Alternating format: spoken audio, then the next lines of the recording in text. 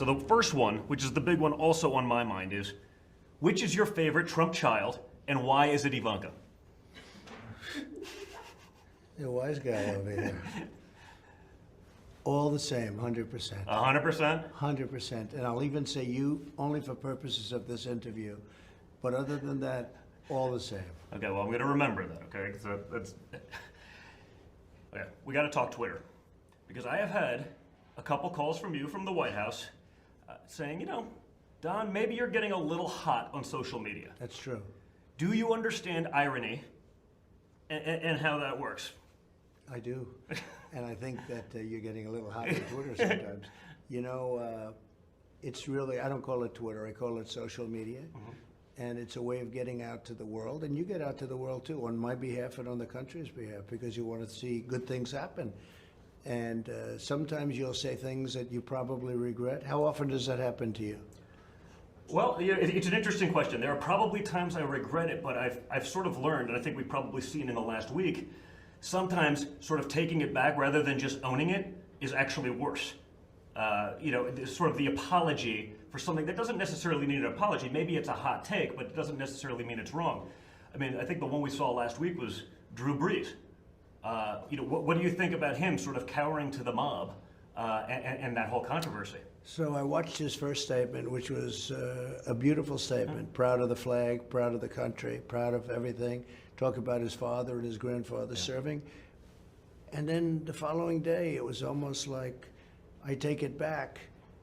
I was shocked because I consider him a great football player, but I consider him a champion and a star.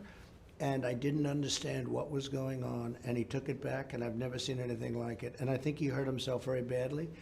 And I was going to put out that he'll regret that in the future years, because you stand for the flag. You have to stand for the flag and the anthem. Our national anthem, you have to stand. And I think the NFL is going to have a lot of problems if they don't. And I think the same thing with U.S. soccer. They said they're not going to have to stand. Well, if they don't stand, nobody's going to want to watch it. And I think they'll have a lot of problems. But I think the NFL will, that'll be a tremendous problem. I was very surprised. I like Roger Goodell. I was very shocked that he made that statement. It didn't even look like there was any pressure on him. He made it out of nowhere in summertime. What's he doing? Why is he doing that? So I was disappointed with Roger Goodell. I was very disappointed with Drew Brees because he's a warrior, and he just caved under the pressure. You know, a lot of warriors, they cave under PR pressure because his manager said, oh, this isn't right, and his teammates said this isn't right, and everybody said, and all of a sudden he's out there disclaiming about the flag and the country. And he doesn't, I don't believe he believes his second statement as much. What's interesting is, by the way, he may believe it, but what he should be doing is not talking about the second. He should have stuck with his first. well, what was interesting is he actually put that disclaimer language the first time. He actually said, listen, I understand America's not perfect, but I respect it and my grandparents fought for it. He should have fought through it. Eric, which one do you think is the most accurate depiction and which one do you think is the least accurate depiction? So as you know, I hosted Saturday Night Live. It was amazing, by the way. And If you haven't watched that, you must go check it out. And was the topic for many years before I ever did the political thing. Many years it was a topic on Saturday Night Live. But I really don't watch it anymore. I don't find it funny. Rarely do I find it funny, but I don't find it funny. I find it very mean-spirited. I find it a DNC affiliate, the DNC, right? And I think it's, I just don't think it's a good show. I really don't. I don't see a lot of talent. I think that the person that portrays me is terribly untalented. He's no Daryl They used to Hammond. have Daryl Hammond was good. Daryl Hammond was great. They used to have Daryl Hammond, and he was great. And they had others too, but Daryl Hammond was great. No, it's not a good depiction in my opinion. But there's nothing funny. It used to be a funny kind of a thing, and it's just there's just nothing going. They do it on PR. They do it on something. Maybe they do it on the fact that it's been there a long time. At one point, it was going to be taken off. I think if I didn't win or if I didn't run, I don't think it would be on the air anymore. And I don't say that in a braggadocious way. I don't think it would be on the air anymore. Go ahead. If you don't run for a third term, He's doing a good interview. when you're done in 5 years, What do you want to do afterwards? What do you do after this? I think what I'll do is just sit back, relax, and enjoy watching a great country. And hopefully we'll have somebody in that's going to keep it great. But this country is going to do so well. We did it once, and we're going to do it again, and we're doing it in very good style. We're doing it at a level that nobody thought possible. The job numbers came out last week, and they were through the roof. It's going to continue, and hopefully we're going to have a tremendous victory. We're going to have a safe country. We're going to have a country based on lots of good things, fairness, equality, and also law and order. And we're doing really very well. I hope you sit back and you're going to be proud of what's happened, because you've really helped me a lot. And I say that truthfully. The family's been great. Kimberly's been great. I've had so much support from the family, but we're going to have a tremendous success. I did it once. We had the greatest numbers we've ever had. African-American employment, if you look at that, employment and unemployment. But if you look at Asian, if you look at Hispanic, if you look at women, if you look at any group, young people without a diploma, people with diplomas, everything, every single group, they were doing better than they've ever done. And then one day, the Chinese plague came over, and I had to close the country. And we saved millions of lives by doing that. Don't let anyone ever tell you different. We saved millions of lives. Potentially, I don't even want to tell you what the numbers that I've heard, but at a minimum, it would be 1 million to 1.5 million, as opposed to 150, 175 when it dies out. And it is dying out. The numbers are starting to get very good. But I think that we will do it very rapidly a second time, much more rapidly. One of the reasons that we're doing so well is we built a tremendous base. We had a great foundation. So when we said, let's go, open, and we're having a lot of resistance from Democrats that are keeping their states closed. They're keeping their states closed. They let Seattle be taken over. Think of it, Seattle, a great city, a big chunk of Seattle taken over, and the news doesn't want to write about it. You rarely see, or you certainly see very little about it in the lamestream media. So I will tell you that we are going to have a country that's going to be back so fast, and it's already happened. Well, I've always said that. If Joe Biden had the answers to these problems, why didn't he do it in the first 50 years of his career? Well, he had a long time to do a lot of things, and he didn't, and he's certainly not in condition to do it now. He is not equipped to do it. He's not equipped. I don't want to go further than that. When you say, give me a definition of equipped, I'm not going to give you that definition, but I think everybody else knows what I'm talking about. You know what I'm talking about very well.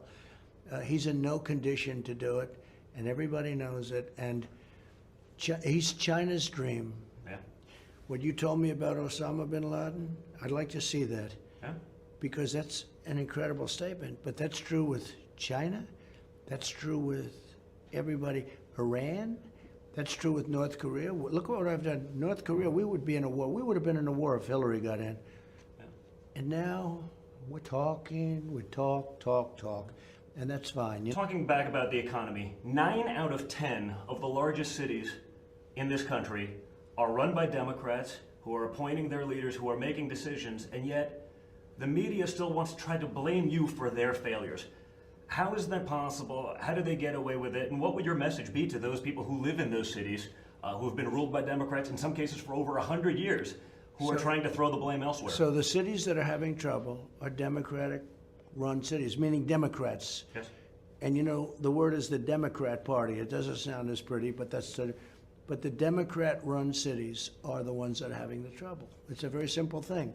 You look at Seattle, you look at, when you go to Minnesota and you take a look at what's taken place there, it's incredible. They tried to take over a great city, Minneapolis, and they have taken it. I took it over until I said you have to bring in the National Guard. When the National Guard went in, it was like so beautiful. Bad thing, but I happen to think it's explaining to people that are getting ready to vote on November 3rd that there's only one answer, and you cannot go back to the bedlam that would, because you would have this whole country. The country, I don't believe, would ever recover from it. You'll have a situation like Seattle times 1,000. The country would never, it will never survive it. Well, it sort of feels like this election really is, it's the last the last hurrah of the swamp of the establishment. How do you combat that? How do you get people to understand that message? Because when I look at your accomplishments, they're incredible. You've delivered for America for the first time in modern political history, done the things you said you were going to do. At the same time, what people I don't think give you credit for is that you did that under unprecedented circumstances, under unprecedented resistance. You had nonsense impeachments, you had 3 years of Russia hoaxes, you had everything working against you, and you were still able to do it. Do you think that this election sets a different tone that would actually maybe get, I don't know, say the Democrats to actually work with you on things? So I think if we win, the answer is yes, but I think regardless, we're going to have a tremendously successful country. I think that our country is going to be stronger than ever before. I think that next year is going to be a tremendous success. I feel that if the Democrats get in, we are literally going to end up in a recession/depression, the likes of which you've never seen. There will be tremendous negative growth. There will be tremendous bedlam all over the place. There won't be law and order. You'll have a Seattle. You'll have a Minneapolis like you've never seen before. The whole country will be Minneapolis. And we saved it by me enforcing and sending the troops in, the National Guard. I insisted on it. But that was after 4 days. They should have done it on night number one instead of having the police run down the street, run away, give up the precinct. Nobody's ever seen a thing like that. So I think that we're going to have a tremendous success. I think by that time the Democrats are just going to say, let's work with the president. Well, it's interesting. So if we're talking about Democrats, what would you say to the Bernie Sanders supporter, the guy that feels that Bernie got gypped in his race? I mean, would you have an outreach to them to bring them over to our side? Because it seems like on certain things, whether it be trade, that there's actually some similarity in those policies. So last time I got a lot of Bernie Sanders voters, as you know, a very good percentage. People were shocked, mostly because of trade, because one thing Bernie was right on was trade. He said that everybody in this country is being hurt badly by our trade deals. They're so bad.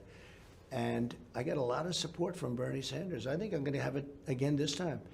If you look at what's happened, and they talk about the popular vote, which would be much easier for me. I'd campaign a whole different way. But they talk Jill Stein. Hillary lost some votes to Jill Stein, let's assume. But I lost far more votes to Gary Johnson running on the Libertarian Party. They got 4 or 5%. Had I gotten those votes, I win the popular vote. But I never went for the popular vote. I only went for the Electoral College. We have tremendous support in this country for what we're doing. And it'll go on, and it'll be more and more successful. I'm telling you, next year will be one of the most successful years in the history of our country. I think it's great, and I agree, because those policies have worked. So to finish up, two last questions I have for you.